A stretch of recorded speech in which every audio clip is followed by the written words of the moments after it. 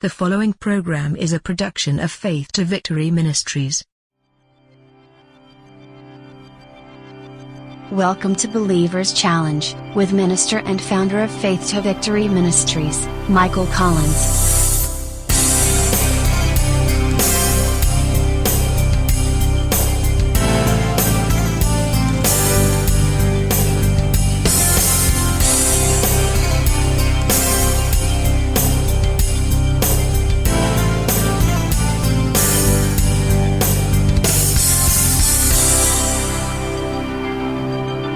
Now, here's Michael with this week's discussion. On today's Believer's Challenge, we're going to be talking about disappointment and how it's one of those emotions that can lead us in a wrong direction and cause us to have a very wrong perception of what God is trying to accomplish in our lives. The Lord has His reasons for sometimes allowing us to be disappointed with the result or an outcome of a particular problem, situation, or circumstance that we've been praying about. What we need to realize is why God's different direction or questionable delayed response is a disappointment to us and why it causes us to be discouraged and left with the feeling of being let down by God. When we determine the why of our disappointment, we learn how to overcome it in the knowledge that our Father always knows what's best for us, especially when we don't have a clue. There are many examples in the Bible that explain how so many of God's chosen had to deal with disappointment and the feeling of an apparent abandonment by God. The Lord uses these examples to remind us that we all are going to face disappointment from time to time. We're all going to go through seasons of uncertainty, which, if we allow it, will rattle our confidence in our Father's ability to fulfill His promises and do what He says He can and will do. But His Word is His truth, and it gives us every necessary direction and instruction we need as to how we can recognize and overcome the sometimes overwhelming feeling of disappointment and keep our eyes, our minds, and our hearts focused on God's goodness, faithfulness, and perfect plan for our lives.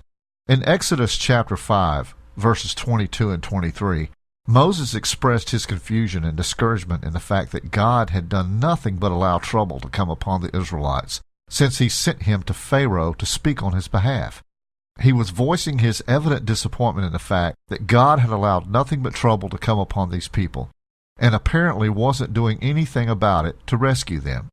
In the 6th chapter, in verses 9 through 12, Moses questioned God once more in regard as to the purpose of it. But we all know from this story that God did indeed rescue and deliver His people out of Egypt, and used Moses in a way that he would have never imagined. Isn't that how we look at things in our life? We see the problem, doubt the resolution because of the obstacles and the impossibility that we perceive, and then question God as to why He is allowing this to happen to us, wondering why He hasn't done anything about it. Then our Father always comes through, keeping His word and delivering us out of our trouble so that He might be glorified through our deliverance. Jesus Himself questioned His Father at the peak of His suffering and pain on the cross, although He knew the reason for it all. If there was ever a human moment that Jesus wanted to show about Himself for all of us to learn about feeling disappointed and abandoned, it was when He asked the Father, Eloi, Eloi, lema sabachthani, which means, my God, why have you abandoned me? Why did Jesus say such a thing? Well, it was at that point that the Son was separated from the Father, and He was separated for our sake. In order for prophecy to be fulfilled and for all of us to be reconciled to the Father had to turn away from His Son. It was at that moment that Jesus bore all of the sin of the world and mankind for all generations to come. From these examples, which are only a few out of many throughout the Bible, the Lord wants us to understand and remember that He sometimes allows a time of suffering, pain, disappointment, and discouragement in our lives. But this is not to be perceived as an abandonment to our condition.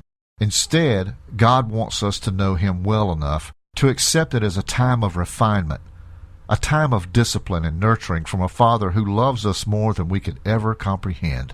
When we realize and accept our Father's capacity for love, as well as His reasons for showing His love in ways that we won't always understand, we'll be better equipped to handle disappointment and keep moving forward in our faith and never take a step back. This has been Believer's Challenge, and I'm Michael Collins for Faith to Victory Ministry saying, be blessed, Be encouraged. Keep moving forward. And remember, where there's faith, there will be victory. Have a blessed day. For more daily inspiration and encouragement from Faith to Victory Ministries, find us on Facebook, Google+, and YouTube.